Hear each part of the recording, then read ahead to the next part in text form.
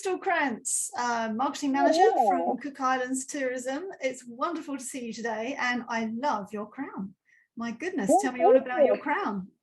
Yeah, thanks for having me. This is called an ekatu, and it's a very traditional Cook Islands headpiece that you would wear to functions and events such as this, just to show a little bit of the island's warmth.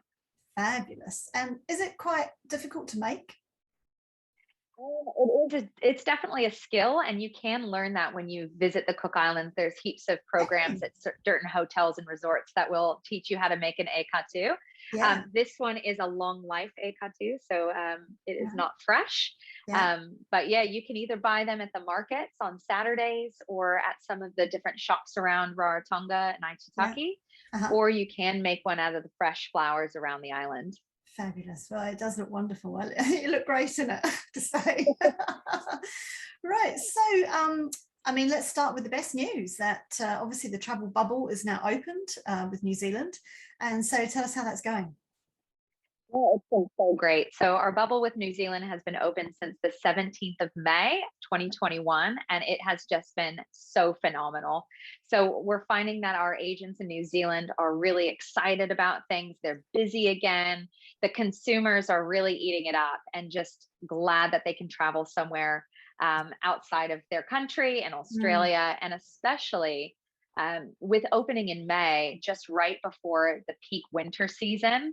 Yeah. It's just a great combination. So the island has been extremely busy, and we're noticing the Kiwi market is just really responding to the borders now being open. Oh, I bet. You know, you can kind of send you a bit stir crazy after a while.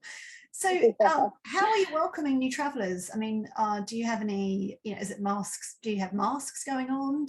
Are there tests that you have to do? Or, how are you managing the bubble? The key things that we're saying to Kiwis wanting to travel to the Cook Islands is that we are open. There's no quarantine in either country. Yeah. As long as you've been resident in New Zealand for 14 days, on that 15th day, you can travel to the Cook Islands without taking a test or having a vaccination. Okay. And, knowing as well that you can legally return to New Zealand. So I do have some people on certain visas that are asking that question. The best thing to do is to go to New Zealand immigration for that.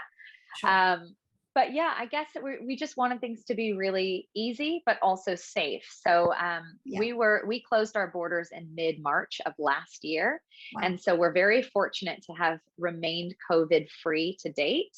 Mm-hmm. And so with that, we do also have some contact tracing. No cases. Never. Zero cases. Yeah. So we've got a few things in play just to make sure that the visitors and our population is safe. So one of them being we've got Cook Safe, which is a QR code card system. So when you're on your arrival flight, you get this card with a QR code and you scan that into all of the businesses that you visit. Right. The locals are doing that as well. And then there's also the Cook Safe Plus app, which is a Bluetooth app that works just like, some of the other apps that you see in different countries, where it can kind of track when you've, been near other people and gone into contact with others. So that's two things that we're doing. And then I guess another big win for us is that over 95% of the Cook Islands population is now vaccinated. Oh. And by the end of the month, I know, nice. By the end of the month, our rollout will be complete. So it's all very exciting. That's really good. That extra, positive. Oh, it's so positive. And that extra layer as well is the hotels, resorts, activity operators, restaurants, bars, cafes, they all have their health and safety policies that are, really to a good quality standard. So everyone going to the island feels really safe. And the only time you'll wear a mask is when you're on your flights. Right. So Air New Zealand, who's currently flying from Auckland to Rarotonga, do require that you wear a mask on your flight. Yeah. And then when you move on to our domestic flights as well. So that's the only time you wear a mask in the Cook Islands at the current alert level that we're in. Yeah. And also, when you're on the island, things are business as usual and they feel really comfortable and safe, like what you would have had a holiday in 2019. Oh, well, you are so ready. I mean, I speak to a lot of nations. You are really ready. 95% vaccinated. That must be we're very fortunate. Yeah, we were just featured in an article about it. So yeah, we're really proud to have that, and just really proud to see the community coming in and stepping up and participating. Yes, Yeah. because that means tourism truly can resume and normal life. And so that's fabulous. So well done on that. So during the pandemic, because obviously you have been shut a long time, which must be well, it's just awful to have to do that. What were there any kind of innovations or what were you busy doing while that was happening? Renovations, activity. That's a big question that I'm asked is, while the borders have been shut, have you been collecting cobwebs? What do the hotels look like? Travel agents especially are asking, like, what's the state of things there? And it's really great that I can actually communicate to everyone that the hotels have been really busy working on upgrades, renovations, tidying up of the grounds and that sort of thing. So we've even opened a new hotel called Ocean Escape. Oh, great. So that's really exciting. Another property, Pacific Resort Rarotonga, before COVID was classified as a 4-star property. They've done so many renovations that it's a 4.5-star now. Yeah. The same at, the same at Little Polynesian. Can you have a half a star?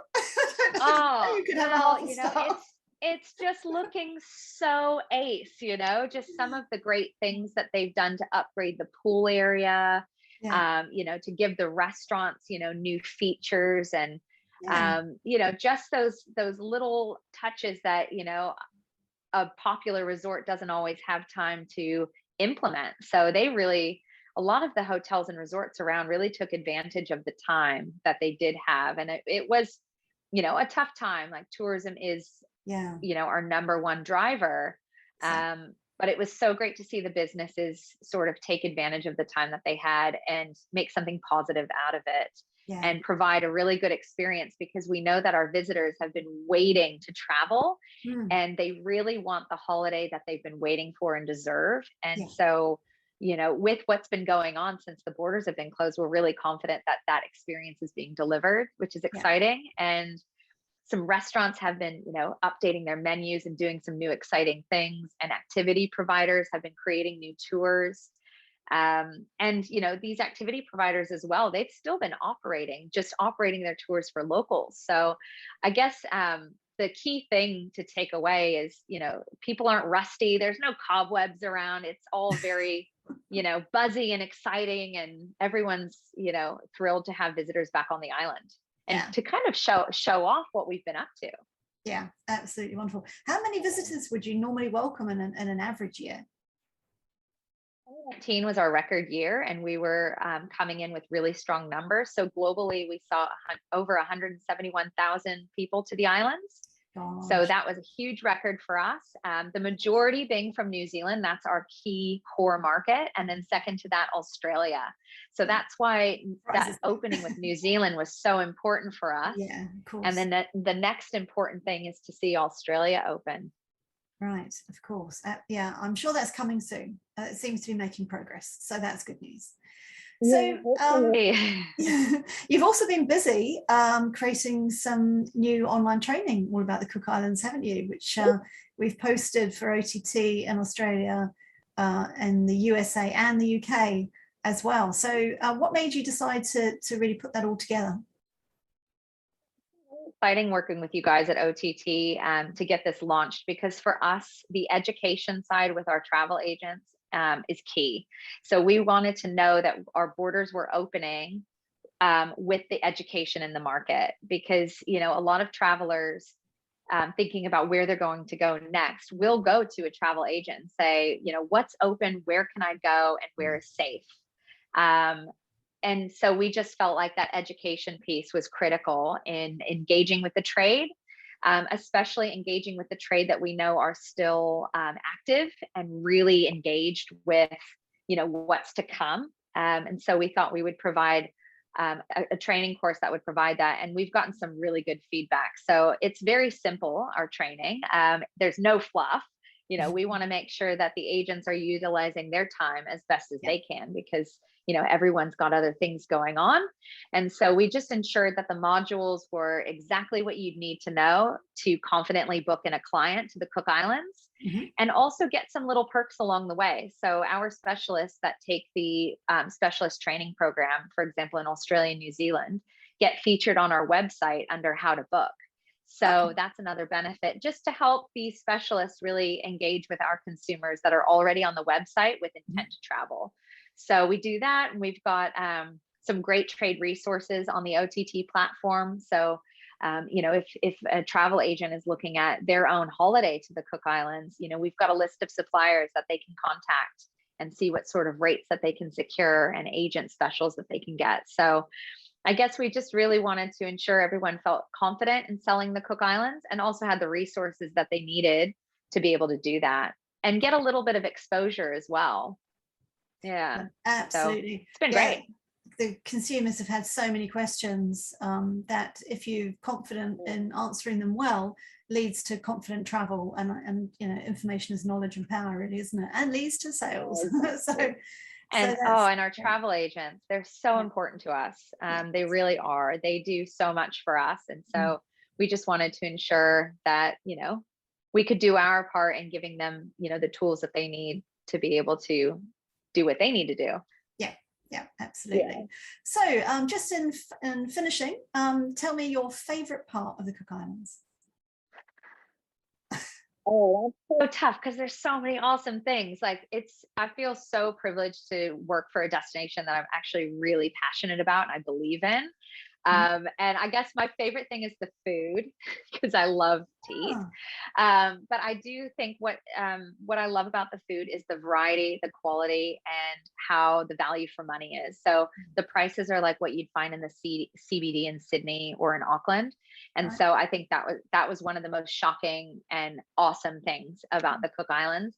And I think I love the fact that you can wake up every day and choose to do as much or as little as you like. There's so much to do, but you can also just really relax on the lagoon and enjoy your time. Activity wise, my favorite activity in Rarotonga is probably the sea scooter safari, and seeing the turtles and like huge spotted eagle rays and that sort of thing. And then my highlight is Aitutaki, which is our outer island. That's about 50 minutes from Rarotonga. And you can do that in a day tour, or you can spend a couple nights on there. But the blue of the lagoon is something that you can't even describe, and your photos don't even capture it. It's just the most insanely beautiful place I've ever seen. So yeah, there's heaps of things I could talk about, but those are probably my highlights. Oh God, just the word lagoon is like, I just want to get there. I would love to be there. Wonderful, brilliant. Right, well, it's so lovely talking to you. I think it would be really amiss of us if we didn't at least play one of the auntie videos, because they are legendary. They are so excellent from the Cook Islands, and it makes me laugh every time. So if we will brighten up everyone's day by now playing the Cook Islands video. And in the meantime, I want to thank you so much, Crystal, for joining Online Travel Talks today, and wish you all the best with the great tourism recovery. It looks like you're well ahead, and you've already started strongly. So congratulations and well done. Thank you. Well, thank you much. I really appreciate this. Bye. Bye. Kia ora!